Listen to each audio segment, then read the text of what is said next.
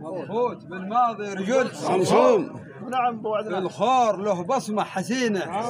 كلام هو كلام مبخوت بالماضي رجل صمصوم، في الخور له بصمه حسينه. نعم. شمر وعمر يا زعيم القوم، من مالك ومسك خزينه.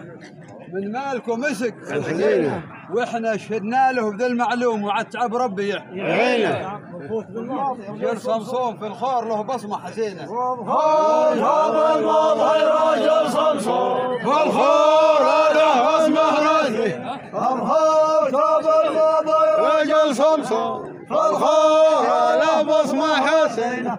مبخوت بالماضي رجل صمصوم، واحنا شهدنا له في معلوم وعتعب، واحنا شهدنا له في معلوم وعتعب ربك يا عينه.